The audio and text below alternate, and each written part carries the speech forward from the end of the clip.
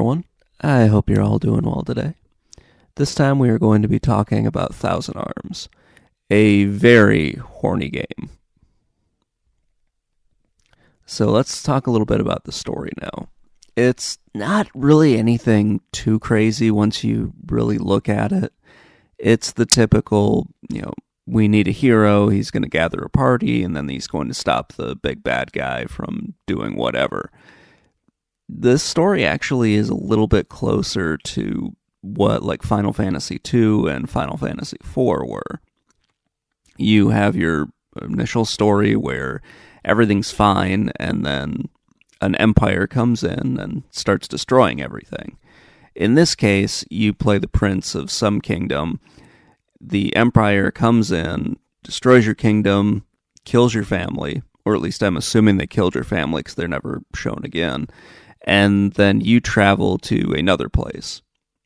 In this case, you travel to a smaller town, completely forget everything that happened with the kingdom that you just left, and you become a blacksmith's apprentice to a pretty nice guy.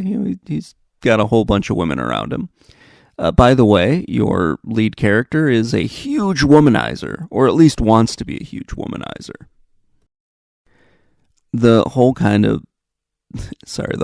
thing with this game, it reminded me an awful lot of several animes from the 90s. So it reminded me of like DNA 2, Trigun, and a little bit of Ranma 1/2.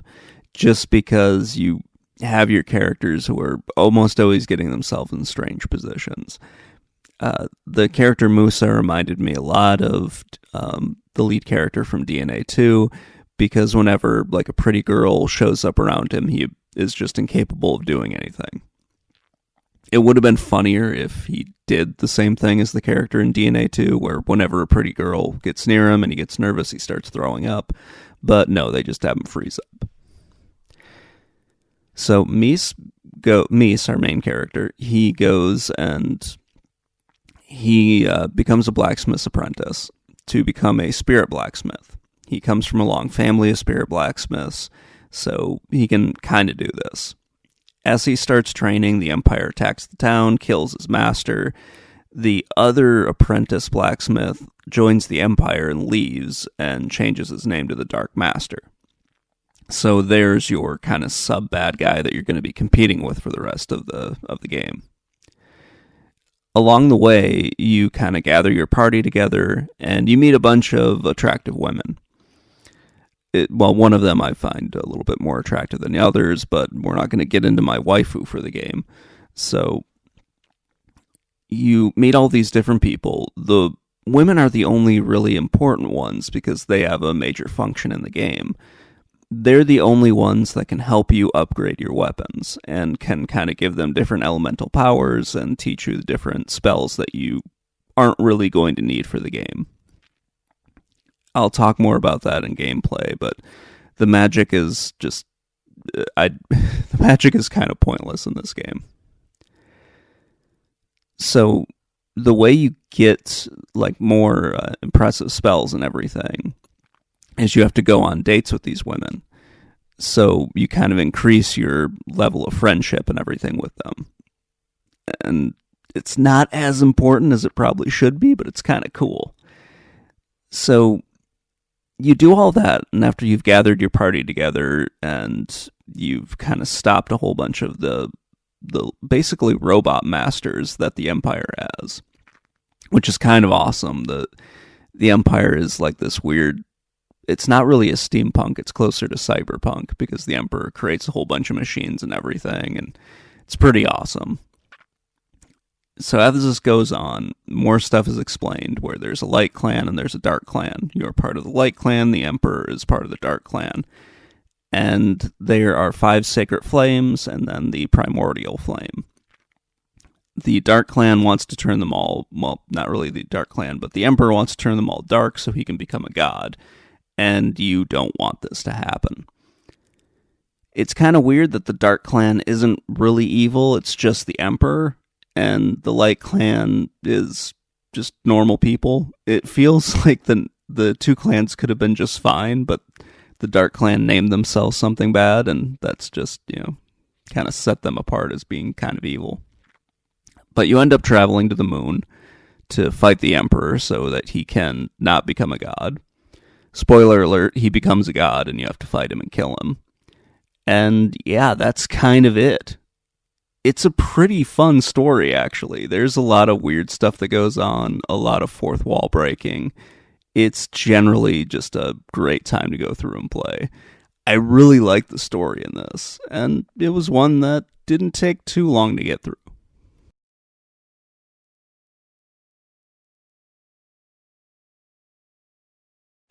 Okay, let's get the combat out of the way first. This is a one-on-one RPG, sort of. So the combat takes place on a 2D field, and honestly, I like the idea of it quite a bit. You have a frontline character who fights the enemy's frontline character, and then you have two in reserve who can basically use items, cast spells, or like cheer and taunt. It's pretty fun the way they've done it, but I don't know, if you're used to some of the more complex stuff, you might not like this as much. I kind of enjoyed the combat though. As you defeat the frontline character, it dies, and if there's anything in reserve, they move up to the front. And this continues until the enemy is dead or you're dead. You can only fight 3 enemies at a time, which is a little strange, but it all kind of works out, and it's pretty good the more you get into it. So the stuff that I don't think works as well, the whole dating stuff that I mentioned in the story, I think that should have been more front and center. It should have played a bigger part in this whole game, and it just kind of feels a little bit underdeveloped. If you don't go out of your way to do this, you're not going to end up with stronger spells. And if you don't end up with stronger spells, you can still beat the game just fine, like I did. I don't think any of the relationships I had with these girls was higher than like level 2, and I think they go quite a bit higher than that. It was just one of those things where I completely forgot about it because I thought there was going to be a prompt in the game in order to do this, but there just wasn't. And it didn't really affect the game all that much. I still got all the special attacks that I needed, which are separate from the spells. And yeah, that was kind of it. I wish that the dating was more important in this because it sounds like a really fun idea. It sounds like something that would be really great. But it just didn't play that big of a role in the game, and yeah, I wish some of the stuff had just been done better with it. Then let me talk a little, this will go into visuals a little bit as well, but when you're on the town map and when you're on kind of like the world map, moving around is just a major pain in the ass because the camera follows you everywhere and it gets kind of disorienting if you don't have your little map, your mini map open. So you wander around and the camera's just constantly spinning. So if you have to change direction, it just really disorients you. And that was just kind of a nightmare because this was 1999. They should have been able to figure it out if they had just copied the way that like Final Fantasy VII did it, or really any of the other RPGs at the time. It would have been just great, but for some godforsaken reason they had the camera do that, and it just, oh my god, it was really just crap. So despite some criticisms of the camera and everything, the visuals are actually one of my favorite parts of this game. So let me start with the characters on the main map and like on the world map and the town map. Those characters are a completely different art style than the characters that you would play on one that appear in the cutscenes and also appear in the battle scenes. And it reminded me a little bit of what Final Fantasy VII looked like, where where Final Fantasy VII had a rush development, so a lot of the characters looked very blocky and everything until you got to like the combat scene when they look perfectly fine. It's not that bad. You can still tell what everything is, and yeah, your characters still look like people. They just look like they belonged in kind of like a 16-bit game or a 32-bit game, which I'm well aware this is one, but it looked like that was going to be the art style for all of it. But then when you go to combat and when you go to the cutscenes, it's a much more anime style, and it looks hand drawn and everything. And in some cases, it kind of looks like a Hanna-Barbera cartoon because only their mouths move when they talk. So that kind of got a little chuckle out of me. But I really like the cutscenes, and I really like the big cutscenes when actually everything's moving and it looks more like a movie and whatnot. And then there are kind of like the in-game cutscenes where the camera will pan back a little bit. There'll be a little animation from the anime characters, and then they'll kind of start talking to you. I really like both of those because the kind of in-game ones feel a little bit like a comic book that reminds me slightly of like Phantasy Star 4, but done obviously in a different art style in a different way. But it sort of gave me that same feeling, like I wasn't really playing the same game anymore. And then you just have like the regular in-game cutscenes that use the same graphics from like the world map and that sort of thing. And let me talk a little bit about like the world maps and the dungeon map, the town screen. Because this is a PlayStation game from the late 90s, it looks pretty good, but it looks very muddy. Things either go from being too muted and dark to way too bright, and there's no in between, it feels like. It's kind of annoying, and it took away from some of the great stuff that's in this game, like from the battle scenes, from the cutscenes, and that sort of thing. And then there's just the god-awful camera again, which I won't get into too much. It wouldn't be so bad if you had total control over it, but when you get to like the dungeons, it locks the camera. It's kind of annoying. So what is kind of the likes and dislikes for the entire game? To sum this up, I like the graphics quite a bit. I don't really mind the PlayStation graphics when they are just a little bit muddy like they are in parts of this game. I like the contrasting art styles between sort of your overworld and also the battle scenes and the cutscenes. I really like the story. I thought it was a lot of fun to go through. I like the combat quite a bit. I didn't like the fact that the spells didn't matter in this. I think I'm just more used to the way that like Final Fantasy had done it or Dragon Quest was doing it, where you had like these big attack spells or these big healing spells or just more buff spells that you could use. And part of that is my fault for not really doing as much with the dating, but it was still kind of a problem, and I wish that part had just been worked on and kind of figured out a little bit more.